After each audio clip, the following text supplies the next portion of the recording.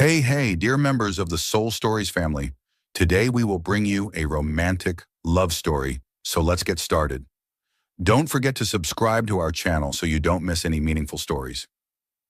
The drizzle fell lightly on the bustling streets of New York, casting a misty veil over the shimmering skyscrapers. Vera Grace stepped off the old bus, her worn green umbrella trembling with each gust of cold wind. At 26, she didn't stand out in the crowd. Her brown hair tied neatly, her gentle blue eyes in a thin coat frayed at the shoulders. But her smile, though soft, held a strange allure, as if it carried both resilience and compassion. Vera paused before the iron gate of the Cole mansion, a grand building with pristine, white walls and a meticulously tended garden. She took a deep breath, trying to shake off her nerves. This was a big opportunity, a nanny job for Jonathan Cole's son, the CEO of Cole Enterprises, the city's most powerful real estate conglomerate. If hired, she'd save enough to chase her dream.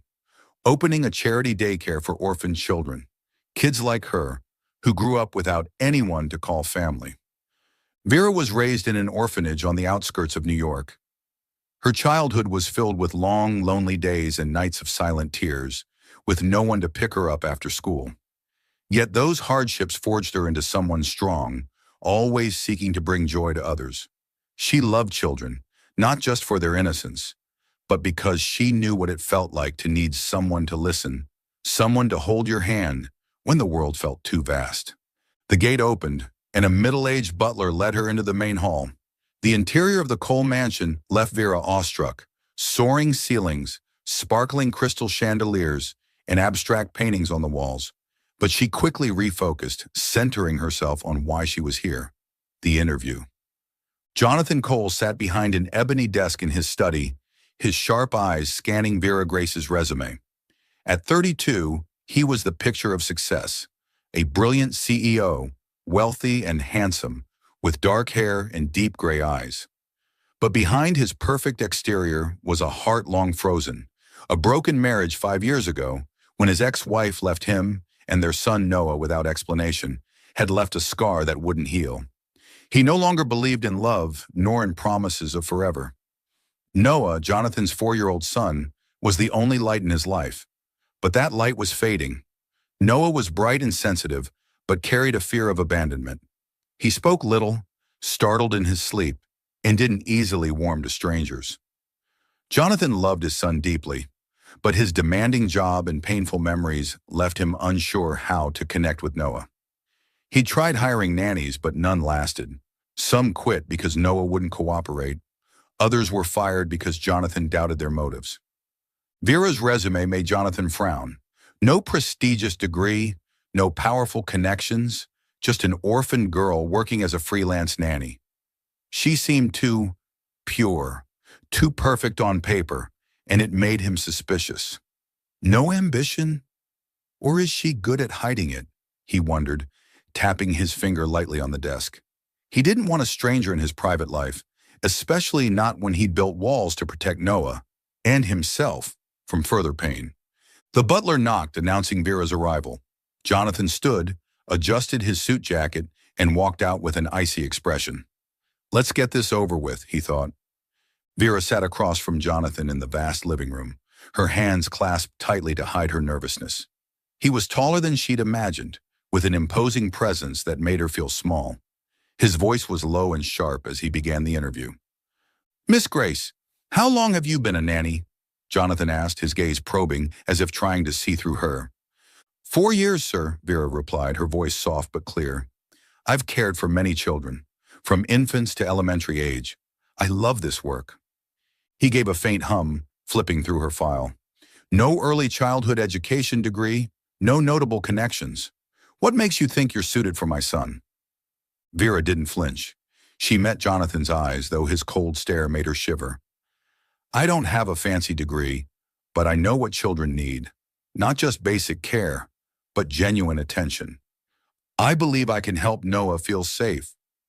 Her words made Jonathan pause. There was something in her tone, sincere, unguarded, that unsettled him. He didn't want someone who could so easily stir his or Noah's emotions. You speak well, he said, his voice tinged with sarcasm. But I need proof. Not promises? Vera nodded, not arguing. She knew people like Jonathan didn't trust easily, and she didn't blame him. She only hoped for a chance to prove herself. The interview was interrupted by the sound of tiny footsteps. Noah appeared at the door, his dark hair mussed, his big round eyes scanning the room. He wore pajamas and clutched an old teddy bear. Jonathan's voice softened instantly as he stood and approached. Noah, what are you doing here? Go back to your room. Let Daddy talk. But Noah didn't listen. He quietly moved closer to Vera, his eyes lighting up in a rare way. To Jonathan's astonishment, Noah took her hand, his tiny fingers gripping tightly as if afraid she'd vanish. Can you tell a story? He whispered, his voice so soft it was nearly inaudible. Vera smiled and knelt to his level. Of course, sweetheart. What kind do you like? Pirates or superheroes? Noah hesitated, then said, A story about a mom. The words froze the room. Jonathan stiffened, his eyes darkening. Vera sensed the tension but answered gently, All right, I'll tell a beautiful story about a mother who loves her child more than anything in the world. Noah nodded, then did something no one expected. He leaned his head on Vera's shoulder and whispered, She's like Mommy. The quiet words pierced Jonathan's heart. He'd never seen Noah bond with anyone like this, not even with him. Vera gently stroked Noah's hair, her eyes warm but tinged with sadness. She understood the longing for a mother. She'd felt it herself. She made no promises to Noah, but resolve welled up inside her. She wanted to help this boy even just a little. Jonathan stood there wrestling with his emotions. Part of him wanted to send Vera away immediately. She was too dangerous, not because she had ulterior motives, but because she could make Noah and even him depend on her presence. But seeing Noah hold her hand, his eyes bright as if he'd found something precious, Jonathan couldn't deny the truth. She was the first person to reach his son. Fine, Jonathan said, his voice cold but less sharp. You're hired. 1-month trial. But remember, Miss Grace, don't overstep your role. This is a job, not a family. Vera nodded, though her eyes held a flicker of sadness. She understood Jonathan was protecting Noah, but his detachment made her feel like an outsider. I understand, Mr. Cole, she replied. In the days that followed, Vera began her work at the Cole mansion. She quickly earned Noah's trust. She told stories, played with puzzles, and listened to his halting words. She saw that Noah didn't just need care. He needed healing. His fear of abandonment had taken root deep in his soul. Once when Noah asked, Will you stay forever? Vera only smiled, not daring to promise, knowing life was never that simple. Jonathan, though he tried to keep his distance, couldn't help noticing Vera. He saw her stay up late preparing toys for Noah, saw her patience when the boy threw tantrums. Once he caught her sitting in the garden, staring into the distance with a wistful expression. He wondered what she was thinking, but quickly dismissed it. She's just the nanny, he told himself. Vera sat by Noah's bed telling a story about a rabbit finding its home. Her voice was gentle, like a lullaby, lulling Noah into sleep with a rare smile on his lips. But as the story ended, her eyes grew sad. She remembered her own childhood, nights spent dreaming of a family that would come for her, a dream that never came true. She didn't know that. From the doorway, Jonathan was watching. His gaze lingered on her face, on the tenderness she showed Noah. His heart stirred, a feeling he thought long dead. But he turned away, striding back to his room, muttering to himself, Don't be foolish, Jonathan. She doesn't belong here. The rain had stopped, but the New York sky remained overcast, as if mirroring Jonathan Cole's mood as he left the lawyer's office. That night, he'd received news that his grandfather, Edward Cole, the founder of Cole Enterprises, had passed away in the hospital after a stroke. Edward wasn't just the man who guided Jonathan into the world of business. He was his only emotional anchor through life's upheavals. His grandfather's death was a profound loss for Jonathan. After the funeral, the reading of the will left him feeling like everything he'd built was crumbling.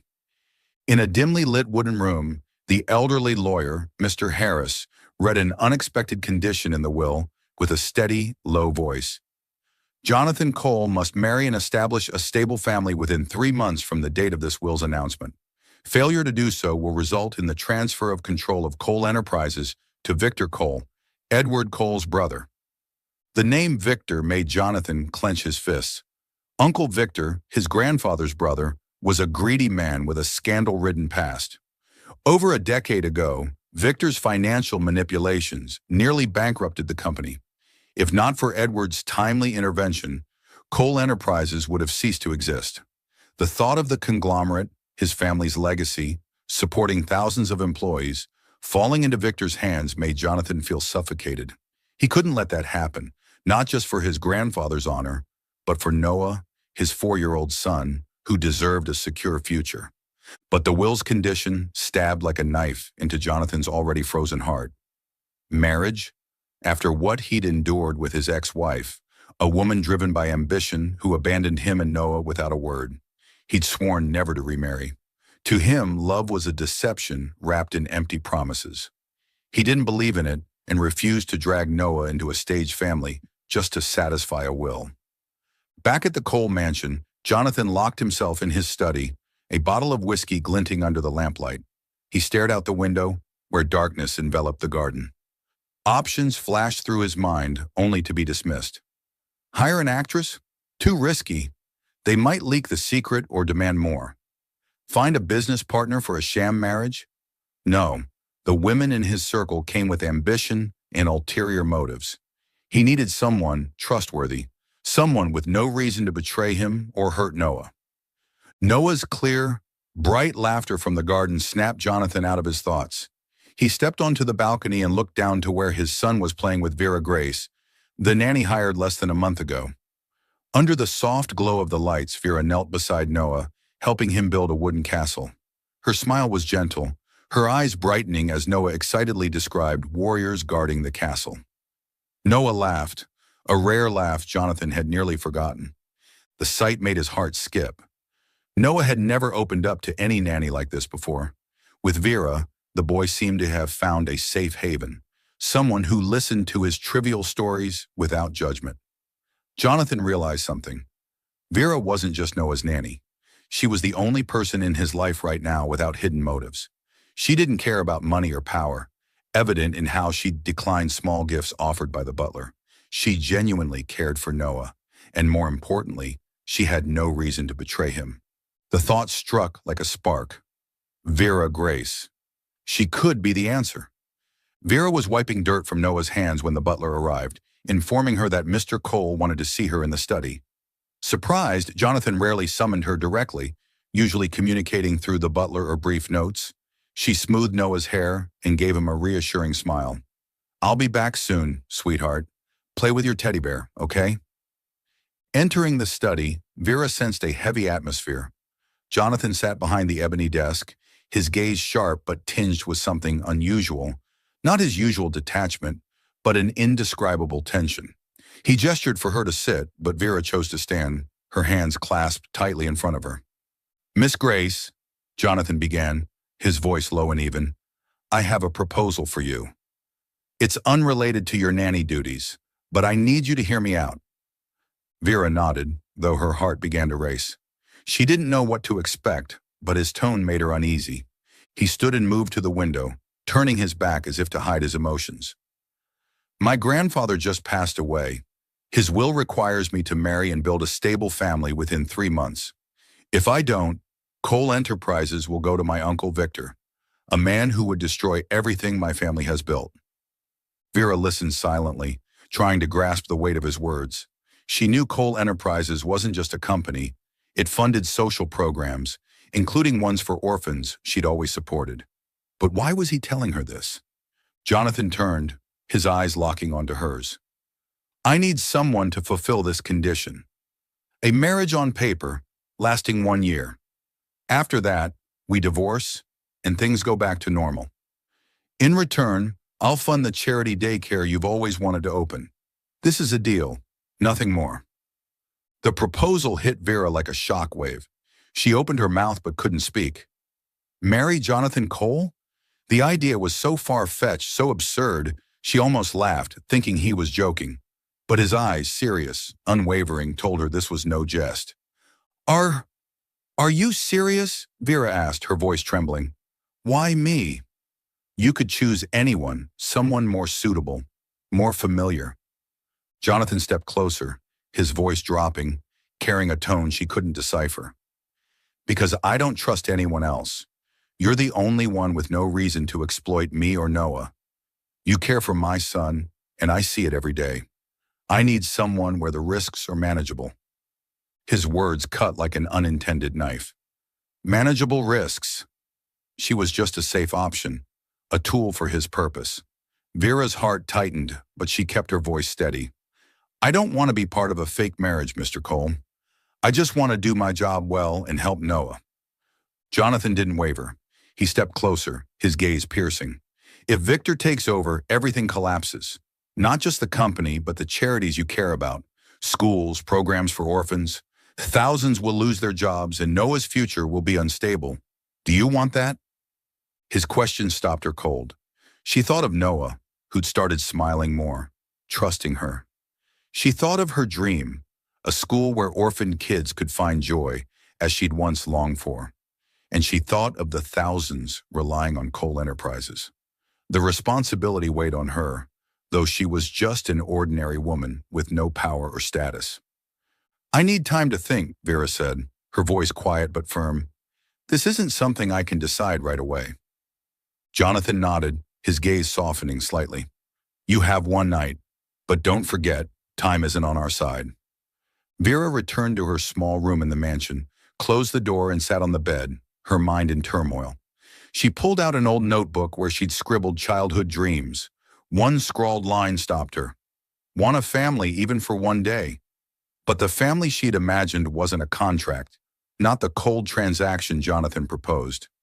She thought of Noah, his eyes lighting up when she told stories. She thought of other orphaned kids who might lose opportunities if Cole Enterprises fell.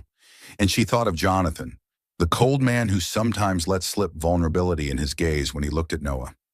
She didn't want to admit it, but deep down she felt a faint connection to him. Not love, but empathy for the scars they both carried. That night Vera didn't sleep. She stood by the window watching the city lights flicker in the distance. Finally she sighed, telling herself, just 1 year. For Noah, for my dream. But her heart warned that entering this game might cost her more than she imagined. The next morning Vera entered Jonathan's study. He was reviewing documents, his expression as cold as ever. She stood tall, took a deep breath and said, I agree, but I have conditions. Jonathan raised an eyebrow, signaling her to continue. I don't want money, Vera said firmly, but you have to keep your word about the daycare, and you must promise Noah won't be hurt by this. He's been through enough. Her words made Jonathan pause. He looked at her, feeling a flicker of respect for the first time. Agreed, he said. I promise. The wedding took place days later, so quiet it was almost secretive. At City Hall, Vera wore a simple white dress prepared by the butler. No flowers, no celebration. She stood before the officiant, her heart pounding as the vows were read. Jonathan, in a black suit, maintained his icy demeanor, as if this were just another business meeting. But when Noah appeared, holding both their hands with a radiant smile, everything shifted. The boy didn't grasp the ceremony's meaning, only tugging Vera's hand happily and saying, You're the prettiest bride. Vera smiled, but her smile carried a pang of sorrow. She wanted to tell Noah this wasn't real, but she couldn't bear to shatter his joy. The ceremony ended quickly. The plain wedding band on Vera's finger, unadorned by stones, felt heavier than she expected. As they left City Hall, Noah ran ahead, while Vera and Jonathan walked behind, keeping their distance like strangers.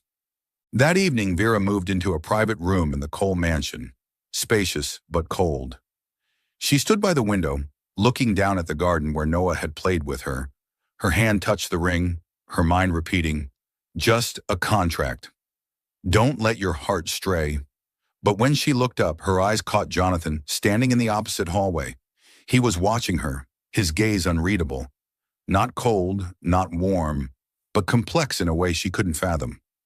Vera turned away, closing the window, trying to lock away the emotions stirring within her.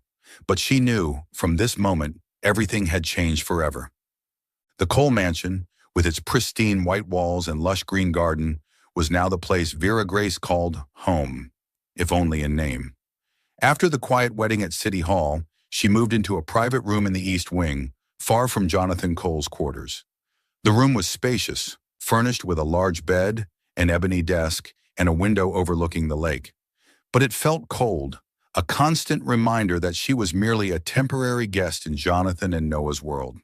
On her first day living there, Jonathan summoned her to his study. He stood behind his desk, his gray eyes as cold as stone. "Miss Grace," he said, his voice even but sharp, "let's be clear. We only play our parts in public, for shareholders, family, the press.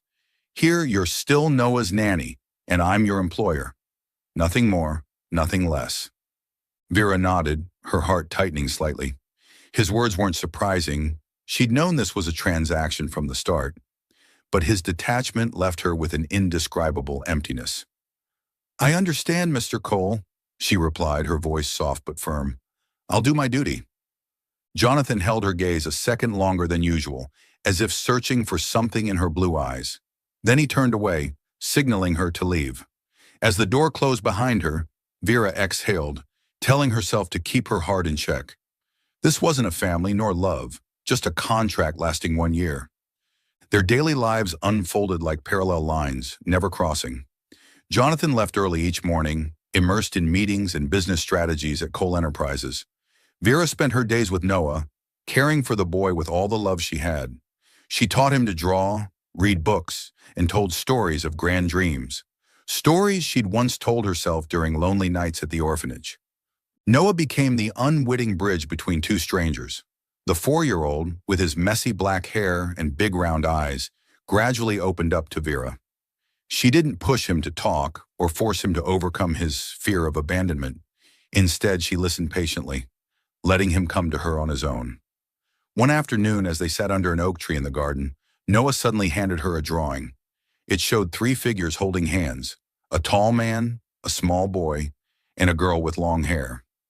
"This is Daddy, Noah and Miss Vera," he said, his voice full of pride. Vera's throat tightened. She stroked Noah's hair, smiling to hide the tears welling up. "It's beautiful, sweetheart," she said. "I'll keep it forever." But inside, a voice warned her, "Don't let Noah get too close. When the contract ends, he'll lose another important person." The thought pierced her heart. Jonathan, though he tried to keep his distance, couldn't ignore Noah's changes. The boy smiled more, no longer startled awake from sleep. The nightmares that once made Noah cry out had faded, replaced by excited chatter about "Miss Vera said this," or "Miss Vera did that." One evening, returning home late, Jonathan stood outside Noah's room, hearing Vera sing a lullaby, a gentle song he'd never heard. Noah slept soundly, his face peaceful, while Vera held his hand as if afraid he'd vanish. That moment stirred something unfamiliar in Jonathan. Not love, he told himself, just gratitude. Vera was doing better than any nanny before her, but he couldn't admit that. Deep down, he was growing curious about her gentle smile, her wistful eyes, the way she gave her whole heart to his son without asking for anything in return. One night, Noah spiked a high fever. Vera noticed when he whimpered in his sleep, his forehead burning. She immediately called the family doctor, but tended to him herself while waiting. She wiped him down with cool cloths, softly singing to ease his discomfort. "I'm right here, sweetheart," she whispered, holding his hand tightly. "Everything will be okay." The doctor arrived, examined Noah, and prescribed medicine, assuring her it was just a common fever. But Vera stayed by his bedside. She sat through the night, changing cool cloths, checking his temperature, and murmuring reassurances. As dawn broke, exhausted, she slumped by Noah's bed, still holding his hand, and fell asleep. Jonathan returned from a late meeting, his steps slowing as he saw the scene in Noah's room. Vera was asleep, her brown hair disheveled, her face tired but still radiating gentleness. Noah lay beside her, breathing evenly, his small hand clutching her finger. The early morning light streamed through the window, casting a soft golden glow over them, like a painting Jonathan couldn't look away from. His heart stirred, a beat he thought long dead. He stood there wrestling with himself.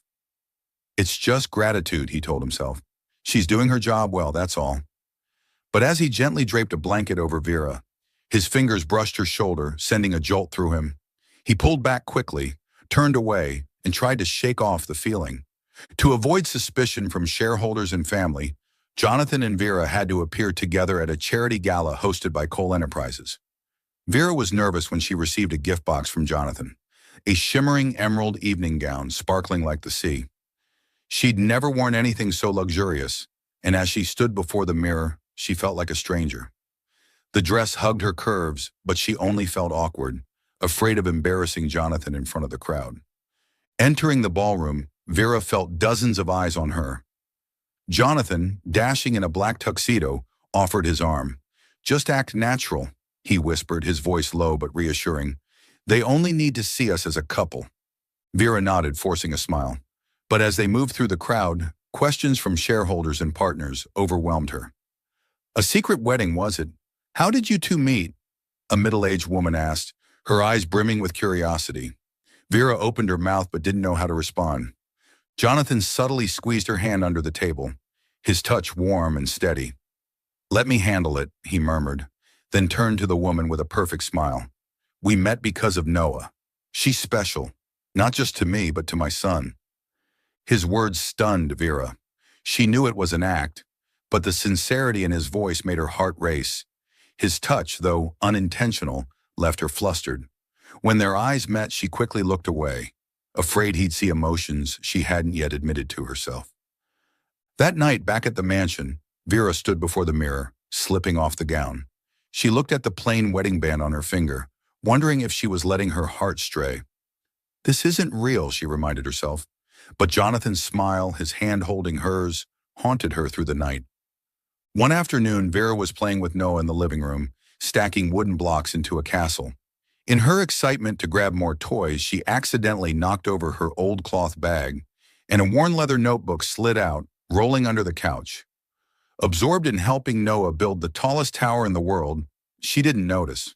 When she cleaned up later and checked her bag, she realized the notebook was gone. She knelt down, searching the floor, under the couch, behind the curtains, but found nothing. Her heart sank. The notebook held childhood scribbles, dreams she'd written in the orphanage. It was worthless to anyone else, but to her it was an entire world. "Noah, have you seen my little notebook? The one with the brown leather cover?" she asked, keeping her voice calm. Noah shook his head, busy with his castle. Vera searched a bit longer, but to no avail. She sighed, telling herself it must have fallen somewhere and would turn up later. Still, the loss left her somber all day. That evening, after putting Noah to bed, Jonathan entered the living room to grab some documents. As he bent to pick up a pen that had rolled under the couch, he spotted something odd. A worn leather notebook, tucked behind a couch leg. He picked it up, running his hand over its rough surface. No name, no clear markings, but he guessed it was Vera's. She was the only one who carried such simple things. He took the notebook to his study and set it on his desk. Part of him wanted to open it, curious about what she'd written, but he hesitated. It was personal, and though he was her husband in name, he had no right to pry. In the end, he slipped it into a drawer, telling himself he'd return it at the right moment. Yet the thought of it lingered, like an unanswered question. One evening, Noah insisted the three of them bake together in the kitchen. Vera hesitated. She didn't want to cross boundaries with Jonathan, but Noah's eager eyes were impossible to refuse. She gathered flour, eggs, and chocolate, while Noah ran around, laughing brightly. Jonathan, just back from the office, was dragged into the kitchen by Noah. "Daddy, help me make a cake," the boy pleaded. Jonathan raised an eyebrow, clearly out of his element, but he shed his jacket, rolled up his sleeves, and reluctantly joined in. Vera guided him to mix the batter, but he clumsily spilled flour across the counter, making Noah burst into laughter. Vera laughed too, flour dusting her cheek, her eyes sparkling under the kitchen lights. "Mr. Cole, like this," she said, taking his hand to show him how to stir. Their touch made them both freeze.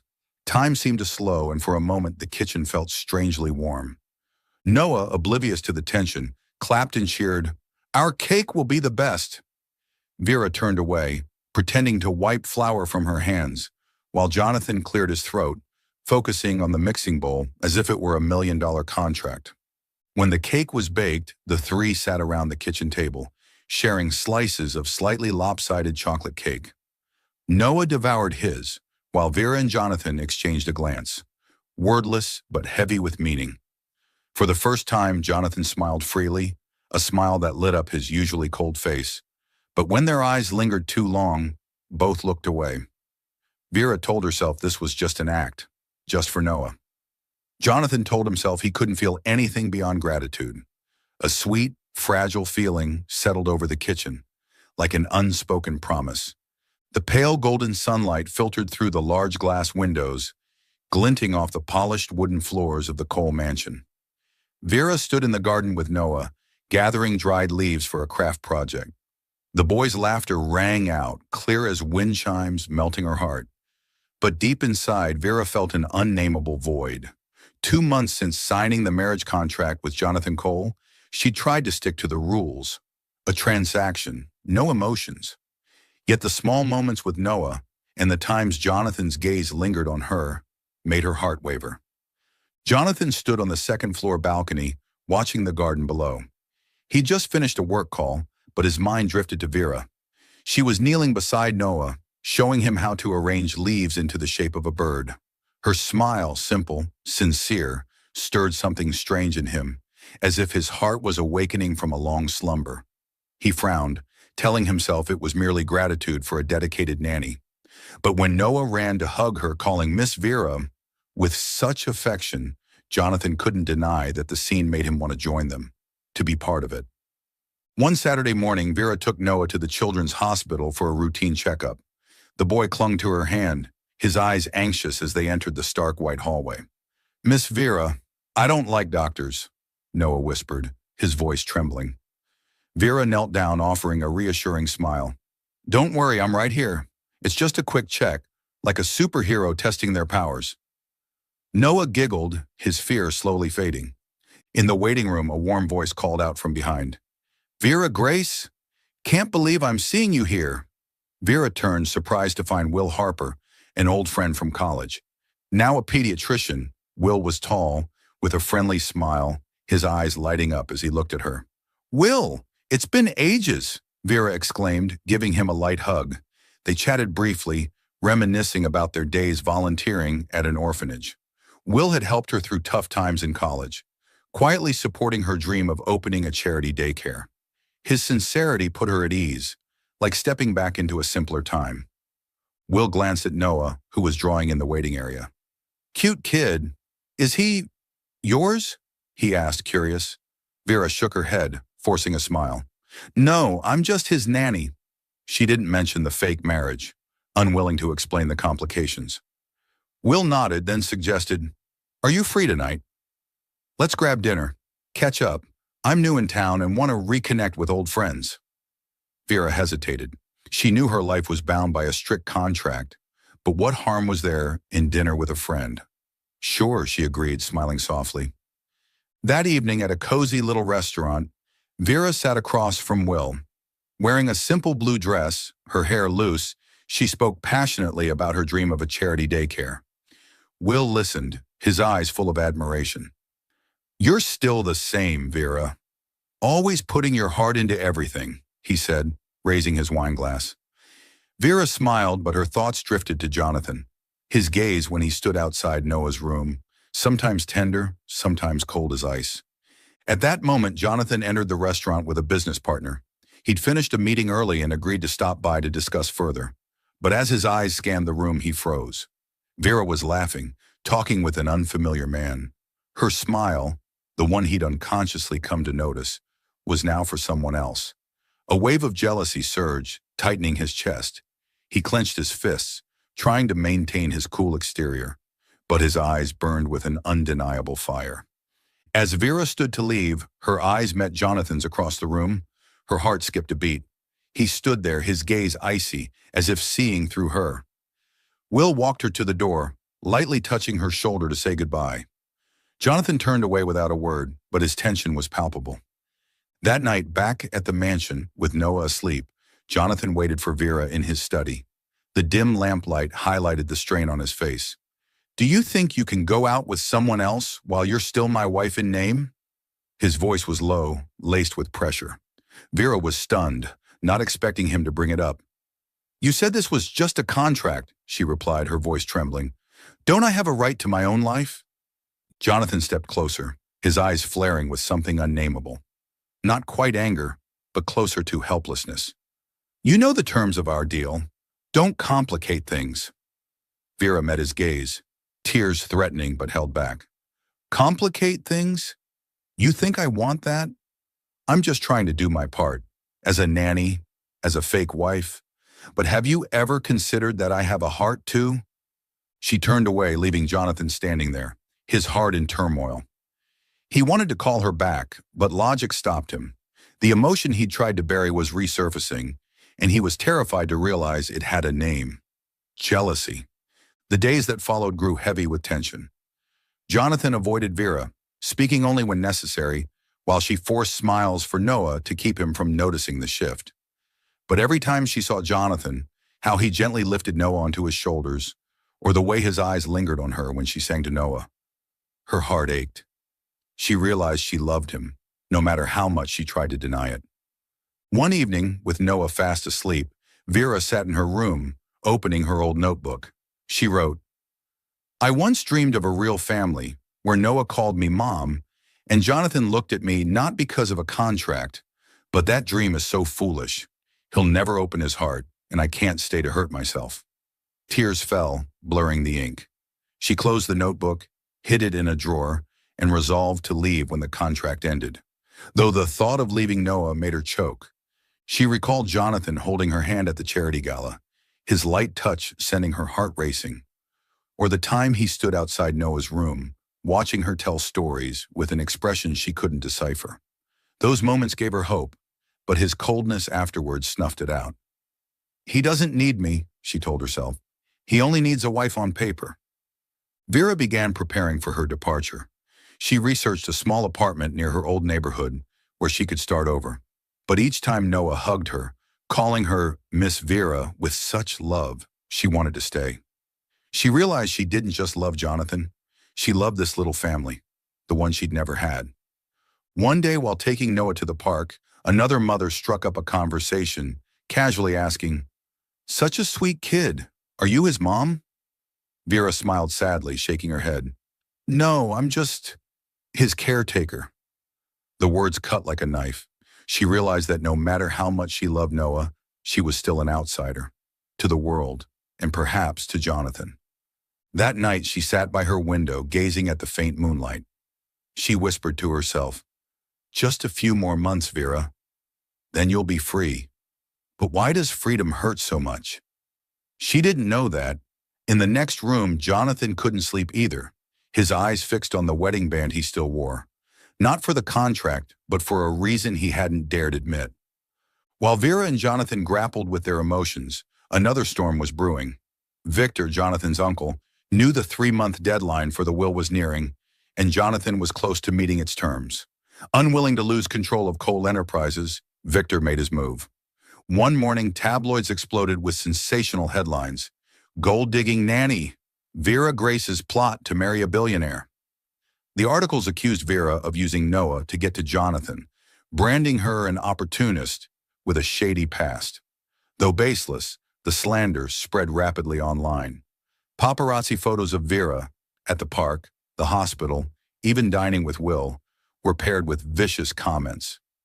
Vera discovered the news when an old colleague sent her a link. Reading each line, her heart felt crushed. Anonymous messages flooded in. Fake. You don't deserve the Coles.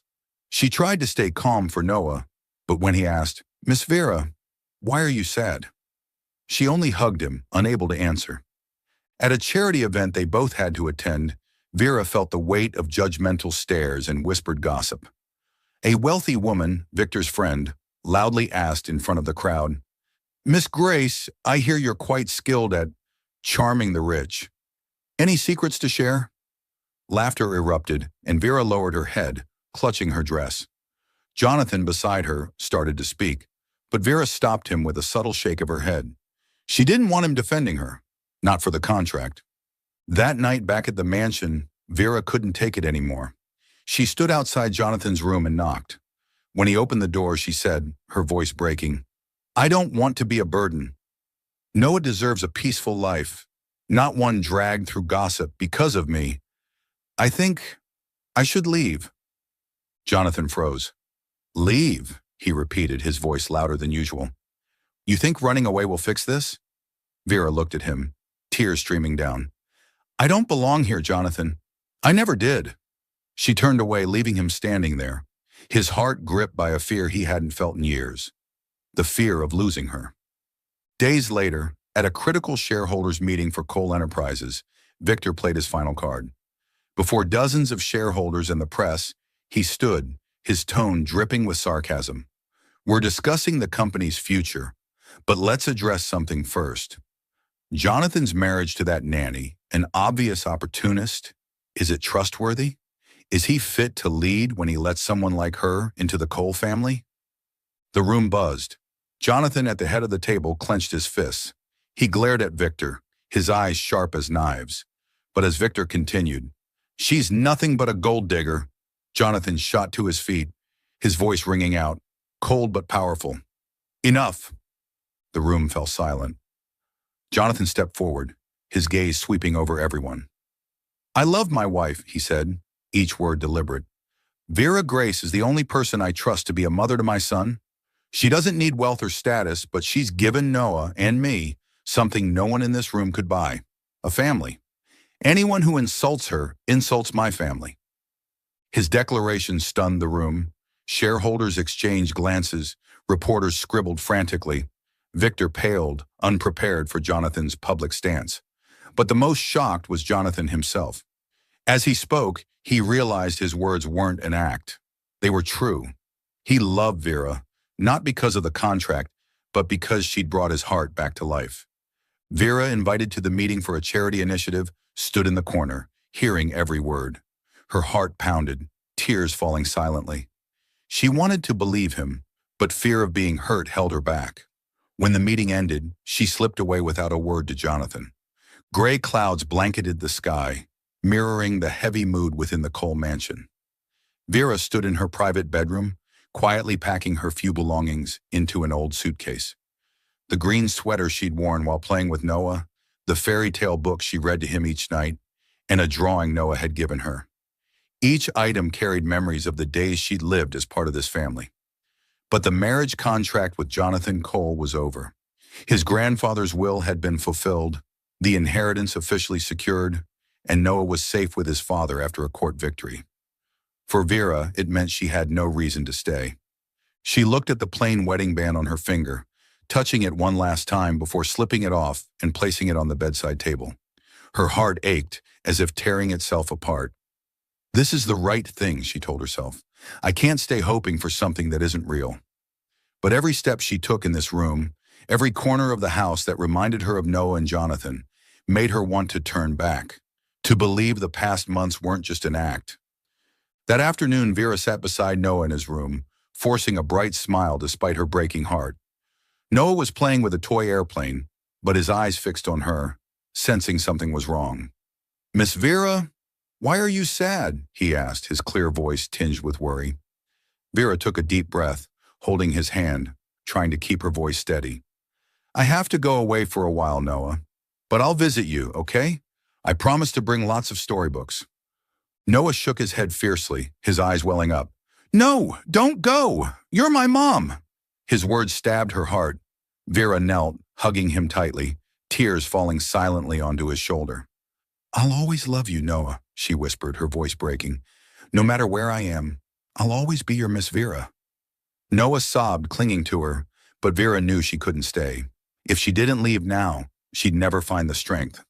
She gently pried Noah's hands away, kissed his forehead, and stood.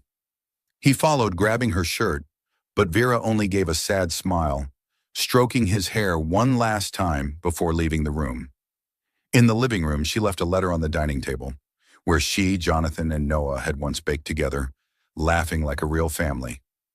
In trembling handwriting, she wrote, "Thank you for letting me feel like I belong to a family, even if it was pretend it was real to me. Take care of Noah. Vera." Vera didn't meet Jonathan to say goodbye. He was at the office and she didn't want to face him, didn't want to see his cold eyes, or worse, a hint of warmth that might make her stay. She pulled her suitcase out of the mansion, glancing back one last time. The house was now just a beautiful memory, but she knew she didn't belong here. She returned to her old neighborhood, where she'd grown up in an orphanage. The small apartment she rented smelled of fresh paint, but felt strangely empty. Vera began preparing for the charity class Jonathan had promised to fund, teaching children to draw and read. She threw herself into work, trying to fill the void in her heart with their laughter. But each night, as moonlight spilled through her window, she thought of Noah, his loving Miss Vera, and Jonathan, his gaze when he stood outside Noah's room, as if he wanted to say something but never did. She wondered if she'd truly done the right thing by leaving, or if she was just running from her heart. The Cole mansion grew colder than ever without Vera. Noah barely left his room, clutching the drawing he'd made for her, crying for Mommy Vera. Jonathan tried to comfort him, but each time he saw Noah's sad eyes, a sharp pain pierced his chest. He'd once thought he could control everything, his company, his life, even his heart. But now the emptiness in the house showed him how gravely he'd erred. One evening, after Noah fell asleep following a long bout of tears, Jonathan entered the living room and spotted Vera's letter on the table. He opened it, reading each line, his heart constricting. "Even if it was pretend, it was real to me." The words stunned him, like a jolt waking him from a rational trance. He recalled Vera's old notebook, the one he'd found when she dropped it in the kitchen. He retrieved it from his drawer, opened it with trembling hands, and read her long-ago words. "Want a family even for one day. Want to be called Mom, to be loved without fear." Each word cut like a knife, rousing him from the walls he'd built after his failed marriage to Sophia. He remembered Vera's smile as she played with Noah in the garden, how she stayed up all night caring for him when he was sick, how she stood strong against Victor and Sophia to protect his family. He realized he loved her, not for the contract, not for saving his company or Noah, but because she'd healed the wounds in him and his son. She was the light he never wanted to lose. Jonathan stood, clutching the letter, his eyes resolute. "I can't let her go," he whispered to himself. He looked out the window, seeing rain begin to fall. A thought struck him. Vera's charity class was holding its opening today at the community center. He had no time to hesitate. Grabbing his coat, he ran to his car, determined to find her before it was too late. Rain poured over the city, turning streets into rushing streams. Jonathan drove through crowded intersections, his heart pounding as if it might leap from his chest. He carried no umbrella, no plan beyond a fierce resolve. Find Vera, tell her the truth. Arriving at the community center where her class was held, he parked and stepped out, letting the rain soak his suit and hair. Inside the small room, Vera stood among children, wearing a simple white blouse, her hair damp from shielding a child from the rain. She was helping them hang drawings on the wall, smiling gently, but her eyes held a sadness, as if hiding a void no one saw. Today's opening was the dream she'd nurtured for years, but without Noah, without Jonathan, it felt incomplete. Jonathan pushed open the door, rainwater dripping from his hair onto the floor. The sound made everyone turn.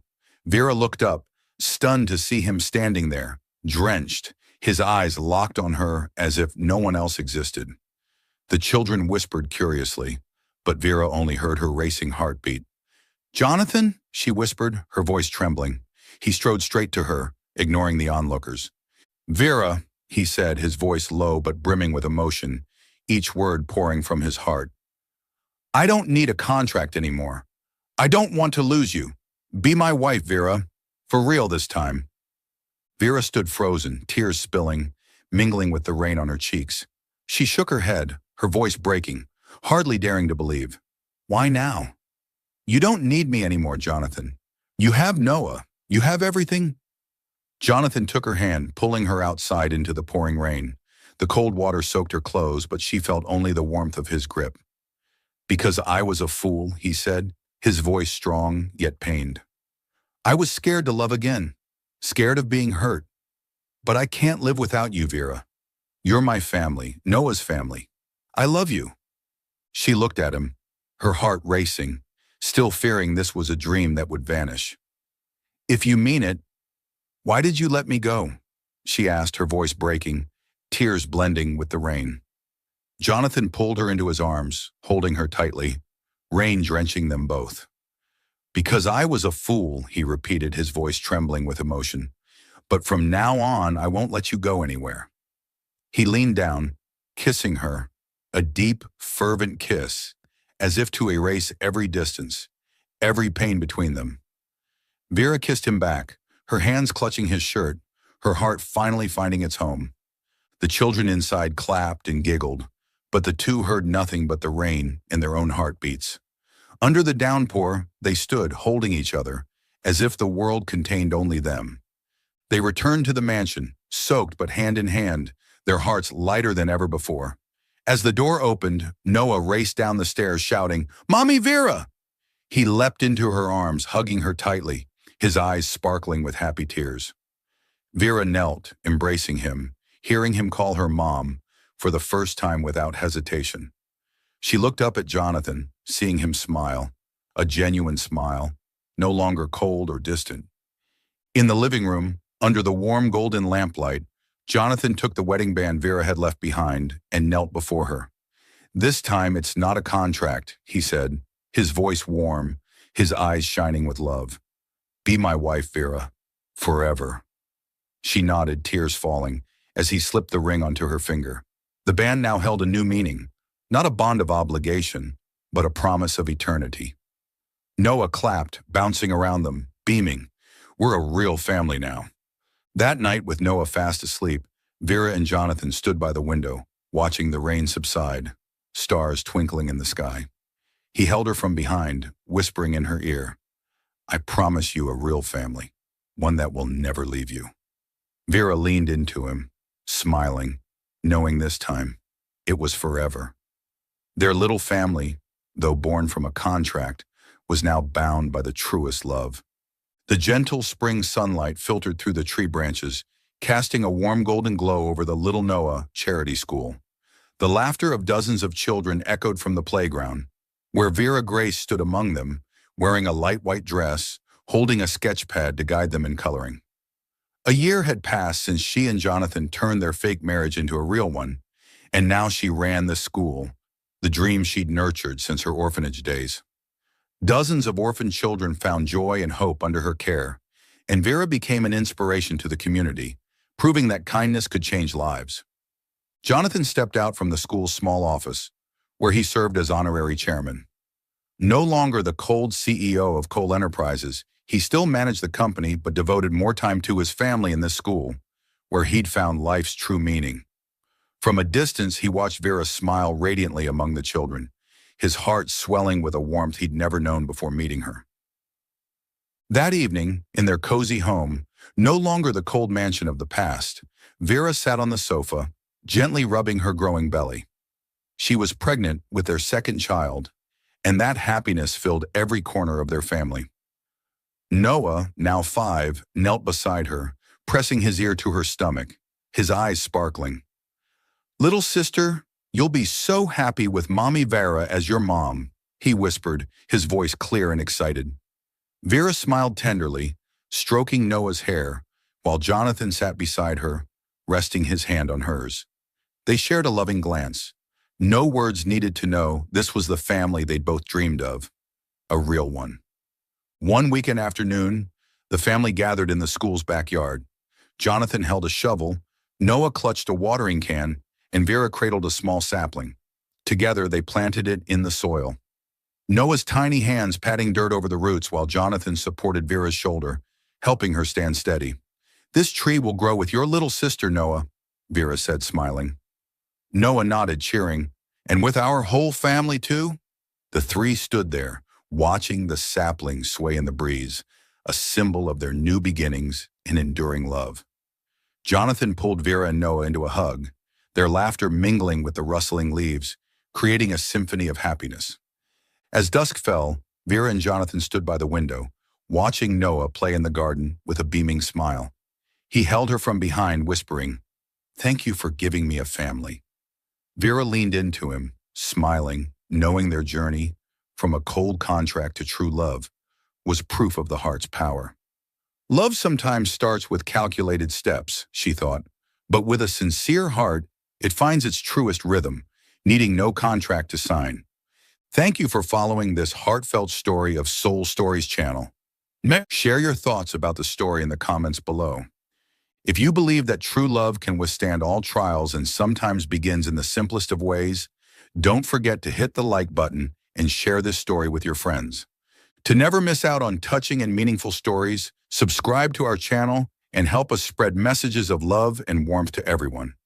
Let's cherish the beautiful moments of life and love together.